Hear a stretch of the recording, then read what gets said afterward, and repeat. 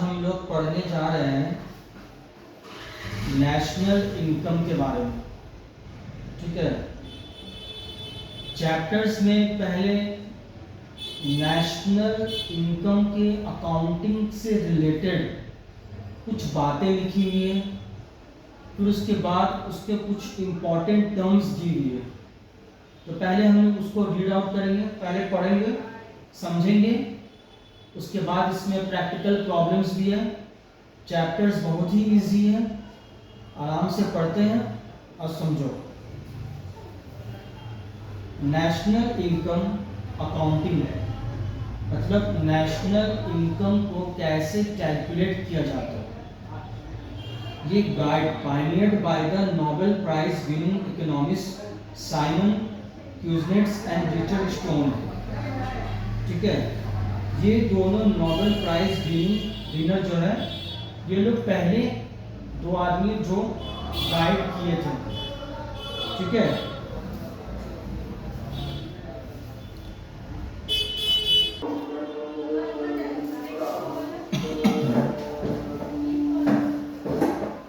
तो यहाँ पर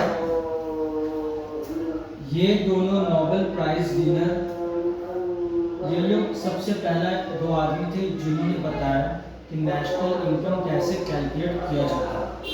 एमसीक्यू में पूछ सकता है, नाम याद रखना है। Is the system of macro economics account from the stage of production of goods and services to the stage of their final disposal.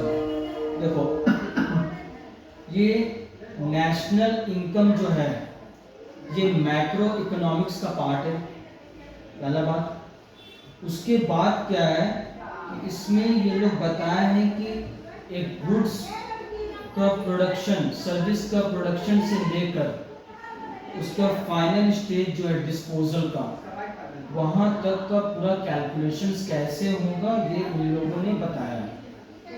ठीक है, like any other accounting system, the national income accounts first define concepts, then construct measures corresponding to these concepts. जैसे दूसरे accounting system जो हम लोग सीखते हैं, समझते हैं, तो पहले क्या होता है, पहले हम लोग कॉन्सेप्ट्स समझते हैं, उसके बाद में उसका प्रैक्टिकल यूज कैसे होगा वो बात जानते हैं। तो वैसे इसमें भी पहले वो कॉन्सेप्ट्स को बताया जाएगा, उसके बाद कैसे मेजर किया जाएगा वो बताया जाएगा। National accounts helps us to understand how the various transactions from the stage of production of goods and services to the stage of their final disposal are interrelated. National accounts में national मतलब जो accounts हम लोग सीखेंगे यहाँ पर, इससे हम लोगों को ये पता चलेगा कि कोई भी मतलब प्रोडक्शन ऑफ गुड्स या सर्विस जो होता है उसका स्टार्टिंग से लेकर एंड तक कितना ट्रांजैक्शंस होता है, वो सब हम लोग को पता चल जाएगा और कौन कौन इसमें रिलेटेड होता है एक दूसरे से, और वो इकोनॉमी कंट्री का क्या कैसा काम हो रहा है उसका आइडिया उससे मिलता है। It helps us to meet the needs of government, ये गवर्नमेंट के लिए भी ज़रूरी है जानना, तो गवर्नमेंट को भी हेल्प होता है। प्राइवेट एनालिस्ट जो होते हैं जो कंपनी वगैरह है, उन लोगों को भी जानना रहता है, बड़ा बड़ा कंपनीज जो होते हैं। पॉलिसी मेकर्स जो पॉलिसी बनाते हैं, जैसे गवर्नमेंट है, इन लोगों को पॉलिसी बनाना होता है। बिजनेस ऑर्गेनाइजेशंस भी होते हैं, कंपनी जो कुछ पॉलिसी अपना बनाना चाहते हैं, तो ये सबको नज़र में रख के बनाते हैं वो लोग, और जिनको डिसीजन लेना होता है। देखो, नेशनल इनकम जो चैप्टर है ये बहुत ही इम्पोर्टेंट, बहुत ही वाइटल चैप्टर है। इसको सिर्फ ये समझ के मत पढ़ना कि हाँ मुझे एग्जाम को क्लियर करना है, ठीक है, बल्कि इसका प्रैक्टिकल पूरा यूज है। समझ में आया? द सेंट्रल स्टैटिस्टिकल ऑर्गेनाइजेशन, इसका शॉर्ट फॉर्म ये है, ये भी एमसीक्यू में आ सकता है। In the ministry of statistics and programme implementation is responsible for the compilation of national accounts statistics, ठीक है, ये इन लोगों का मिनिस्ट्री के बारे में है, और कौन इसके रिस्पॉन्सिबल उसके बारे में इंफॉर्मेशन दिया हुआ है। ये सेंट्रल लेवल के at the state level state directorates of economics and statistics have the responsibility of compiling there state domestic product and other aggregates, ठीक है, ये स्टेट लेवल में जो काम करते हैं उनके बारे में दिया हुआ है। शॉर्ट फॉर्म दिया हुआ है तो फुल फॉर्म पूछ सकता है ये लोग, ठीक है, एमसीक्यू में आ सकता है।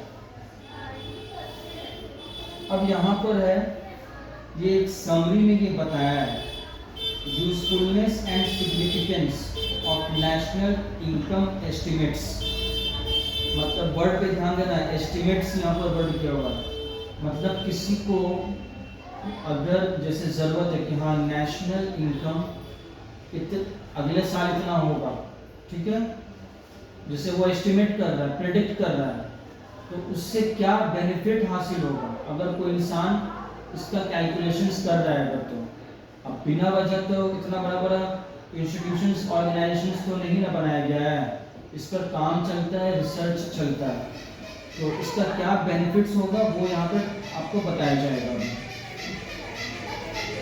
National income accounts are fundamental aggregate statistics in macroeconomics analysis, ठीक है, and are extremely useful especially for the emerging and transition economies। National income का जो अकाउंटिंग है, एस्टिमेट करना एक डेवलपिंग नेशंस के लिए बहुत ही इम्पोर्टेंट होता है, ठीक है, ये यहाँ पर बताया है। उसके बाद यहाँ पर अब बता रहा है यहाँ पर क्या क्या इम्पोर्टेंस है। पहला, businesses to forecast the future demand for their product, business को ये पता चलेगा कि मेरा प्रोडक्ट्स का फ्यूचर में क्या डिमांड होगा, ठीक है।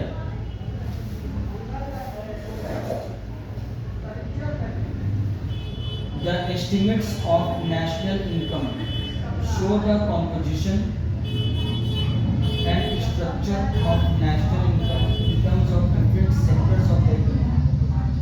देखो यहाँ पर different sectors of the economy, मतलब वो आगे में है पूरा, उसको पूरा बताया जाएगा अभी।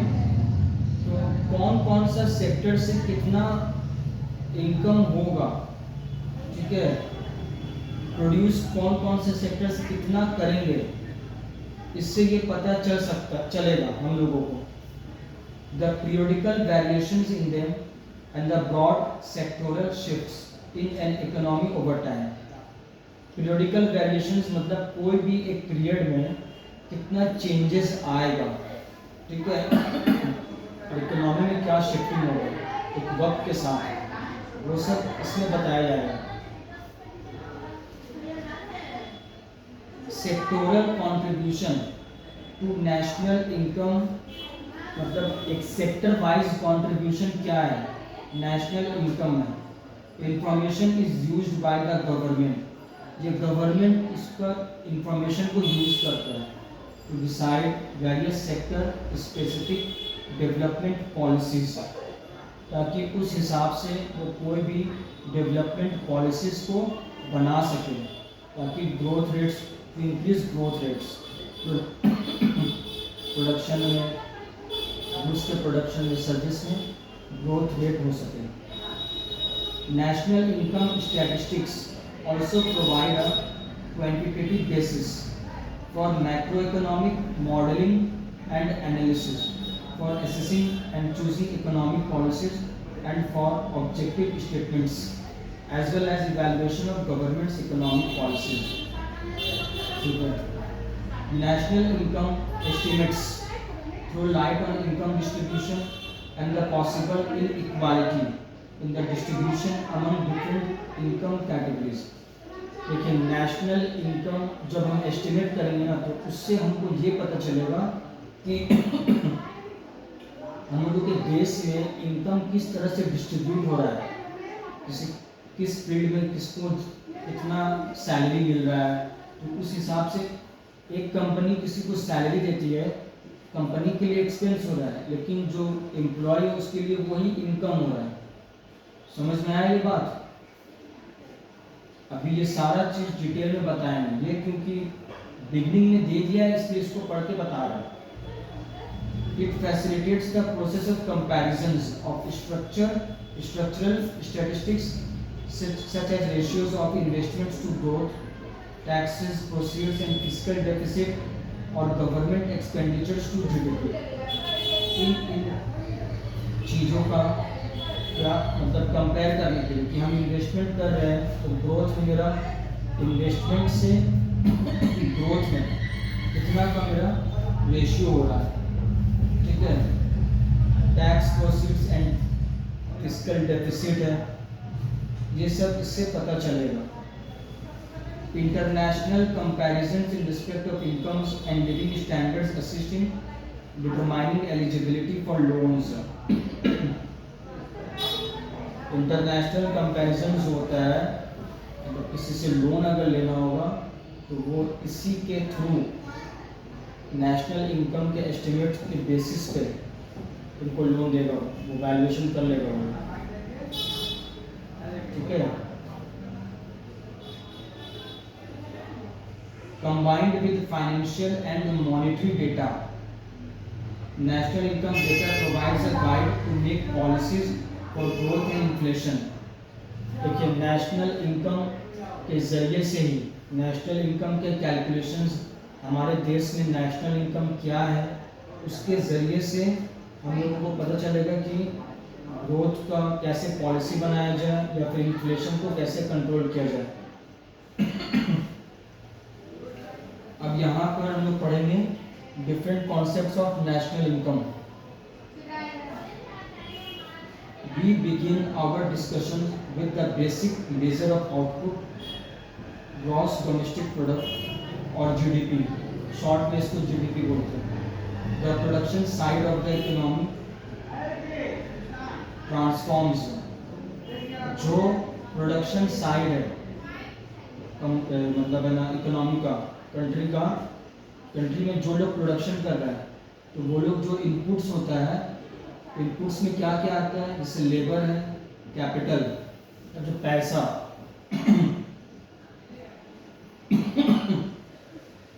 पैसा भी है, फिर कैपिटल मशीनरी वगैरह जो होता है, इनटू आउटपुट, ठीक है।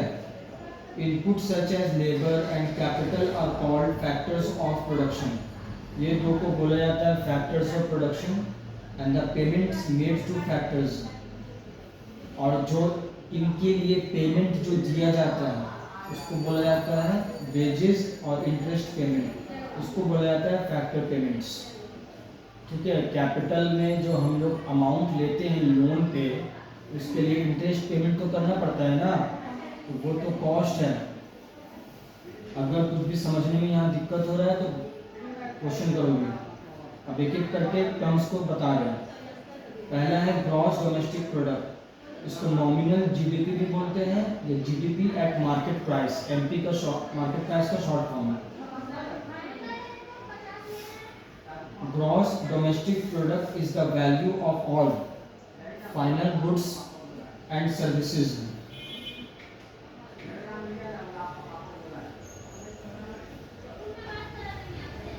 Produced in the country with in a given period.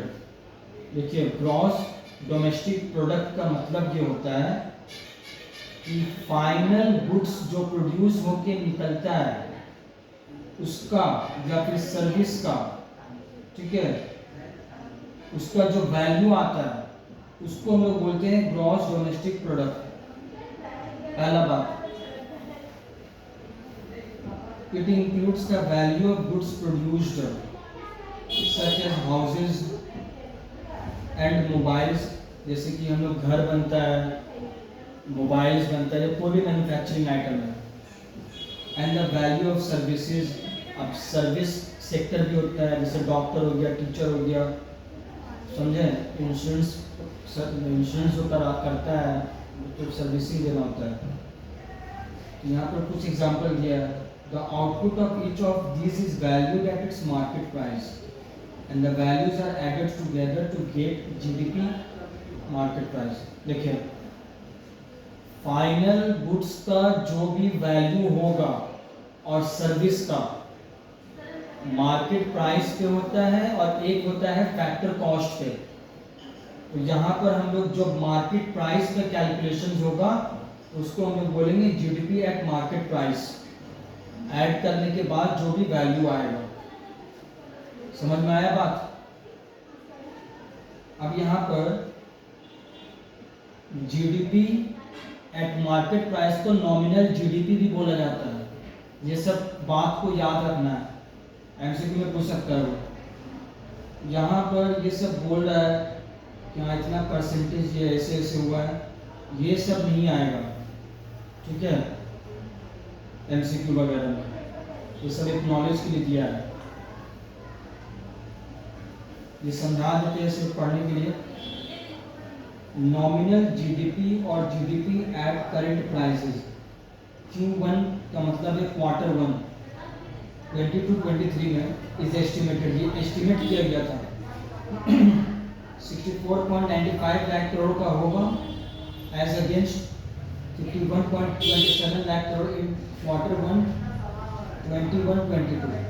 मतलब 21-22 में फर्स्ट क्वार्टर में इतना का जीडीपी हुआ था और उसके जरिए से एस्टिमेट किया था कि इतना होगा। तो बोल रहा है यहाँ पर showing a growth of 26.7% as compared to 32.4%। यहाँ पर ये बोल रहा है ना कि ग्रोथ जो बोल रहा है, ये लोग एस्टिमेट किया था कि 32.4%, ठीक है, मतलब कि इतना 21-22 के क्वार्टर 1 में ग्रोथ हुआ था, लेकिन हुआ है ग्रोथ इतना ही। समझ में आया?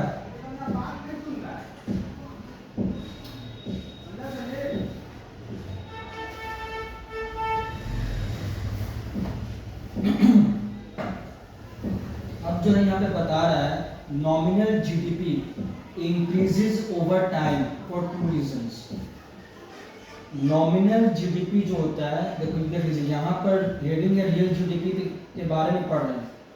यहाँ पर एक चीज बताया जा रहा है कि रियल जीडीपी कैसे हम लोग कैलकुलेट करेंगे। उसके बाद ये लोग बोल रहा है ना कि नॉमिनल जीडीपी जो है उसमें जो इंक्रीज होता है वो 2 रीजंस की वजह से होता है। पहला तो अगर प्रोडक्शन जो है बहुत सारा गुड्स का अगर इंक्रीज हुआ वक्त के साथ तो उसके वजह से होगा। दूसरा, अगर सामान का कीमत अगर बढ़ा है तो उस वजह से भी हो सकता है, ठीक है, GDP. If our goal is to measure production and its change over time, मतलब क्या है, अगर हमारा गोल है कि हमको प्रोडक्शन मेजर करना है, सिर्फ प्रोडक्शन के बेस पे मुझे जानना है कि मेरा जीडीपी कितना है, तब हमको क्या करना होगा, we need to eliminate the effect of increasing prices on our measure of GDP. तब क्या होगा कि मान लीजिए अभी का जो जीडीपी है उसमें से जितना भी कीमत पहले से ज़्यादा हुआ है, मान लीजिए किसी चीज़ का कीमत 10 रुपया था तो वो उस समय का जीडीपी था, अभी उसका कीमत हो गया है 16 रुपया, ठीक है। तो ये क्या हुआ, प्राइस इंक्रीज के वजह से जीडीपी का वैल्यू बढ़ा है। लेकिन मुझे जानना है कि प्रोडक्शन कितना हुआ है, तो जितना भी प्राइस बढ़ा है उसको यहाँ से हम निकाल देंगे। तो मान लीजिए इसमें 3 रुपया इंक्रीज हुआ है प्राइस, ठीक है, तो इसमें से इसको निकाल देंगे 3 रुपया को, तो 13 रुपया जो आएगा उससे क्या होगा, मुझे पता चल जाएगा कि ये मेरा प्रोडक्शन के वजह से जीडीपी बढ़ा है। समझ में आया? और इसी को रियल जीडीपी बोलते हैं। That's why real GDP is constructed as the sum of the quantities of final goods times constant rather than current prices. इसी के लिए रियल जीडीपी जो कंस्ट्रक्ट किया जाता है, बनाया जाता है, मेजर किया जाता है, वो फाइनल गुड्स के अमाउंट को जोड़कर, ठीक है, करंट प्राइस पर नहीं। यहाँ पर वही इसका वैल्यू मतलब दिया हुआ है एक डेटा, यहाँ कैसे होता है, ये सब नहीं आएगा, ठीक है। यहाँ पर क्या है, जीडीपी डिफ्लेटर, इसका कैलकुलेशंस कैसे होता है। The calculations of real GDP gives us a useful measure of inflation known as GDP deflator। देखिए इस फॉर्मूला के जरिए हम लोगों को ये पता चल जाएगा कि इन्फ्लेशन कितना रेट से बढ़ा है, ठीक है। तो ये क्या है, the GDP deflator is the ratio of nominal GDP in a given year to real GDP of that year. तो मतलब क्या करना है, पहले हम लोगों को रियल जीडीपी निकाल लेना है, इसको नीचे लिखना है, और नॉमिनल जीडीपी कितना है, मतलब मार्केट प्राइस कितना है, प्राइस के वजह से कितना बढ़ा हुआ है जीडीपी का वैल्यू, प्राइस इंक्रीज होने के वजह से कितना शो कर रहा है, परसेंटेज यहाँ पे दिखा देगा, उससे समझ में आ जाएगा कि कितना इन्फ्लेशन बढ़ रहा है। यहाँ पर जो भी क्वेश्चंस करना है क्वेश्चंस करोगे, ठीक है।